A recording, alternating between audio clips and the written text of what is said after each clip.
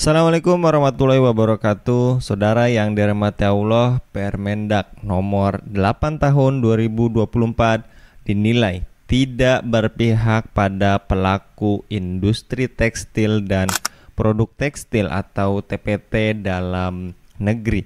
Aturan perdagangan seharusnya memberikan kesempatan kerja seluas-luasnya, bukan memberikan karpet merah bagi barang impor yang masuk ke Indonesia secara masif. Kalau Presiden Jokowi bilang harus ada hilirisasi, harus ada industrialisasi untuk menyerap tenaga kerja, dengan aturan perdagangan yang baru justru menghilangkan pertimbangan teknis yang mengakibatkan masuknya produk impor secara masif dengan harga yang lebih murah. Sehingga kini banyak yang prihatin dengan banyaknya industri garmen dan tekstil di Indonesia yang terpuruk akibat gempuran produk luar negeri yang murah. Saudara yang dirahmati Allah, banyak yang berharap pemerintah membuat aturan perdagangan yang berpihak pada produk dalam negeri. Namun aturan perdagangan baru justru memperburuk industri dalam negeri. Bukannya industri tumbuh dan menyerap tenaga kerja, malah banyak pabrik yang tutup, yang terjadi justru PHK.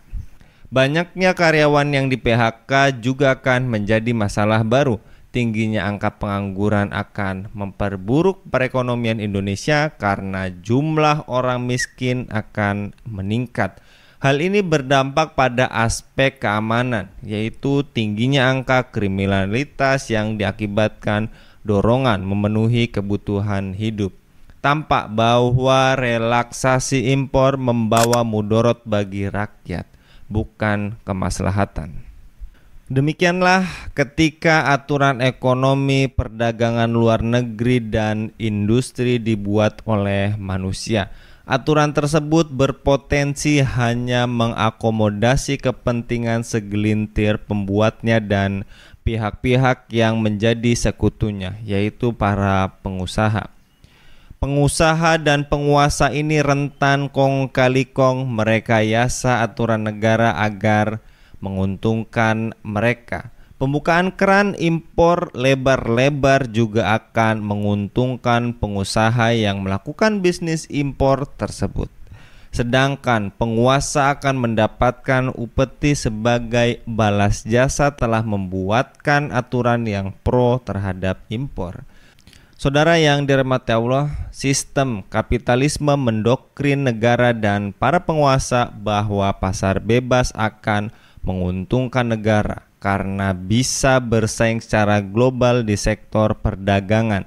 Ternyata yang terjadi justru banjir produk asing dari luar negeri, sedangkan perusahaan dalam negeri tidak berdaya untuk melawan dominasi produk asing. Tampak nyata bahwa penerapan sistem kapitalisme hanya menguntungkan negara besar yang menguasai negara kecil. Kapitalisme juga hanya menguntungkan segelintir penguasa dan pengusaha. Hal ini tidak lepas dari asas sekulerisme yang menghalalkan segala cara demi meraih keuntungan pribadi dan kroni. Saudara yang dirahmati Allah, praktik menghalalkan segala cara ini juga yang dilakukan negara-negara besar untuk menjajah negara-negara muslim yang notabene ada di dunia ketiga dengan penjajahan secara ekonomi.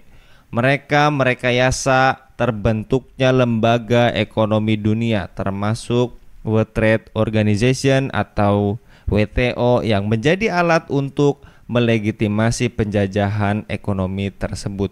Melalui WTO, negara-negara bisa mengontrol perdagangan dunia sehingga menguntungkan mereka. Mereka merekayasa konsep perdagangan bebas dan menciptakannya seolah-olah menguntungkan negara-negara kecil, padahal aslinya merugikan. Dengan adanya perdagangan bebas, mereka leluasa masuk ke negara-negara muslim dan menguasai pasarnya dengan produk-produk mereka. Demikianlah penjajahan ekonomi berlangsung terus dan makin parah. Bagaimana perspektif Anda? Tinggalkan pada kolom komentar. Assalamualaikum warahmatullahi wabarakatuh.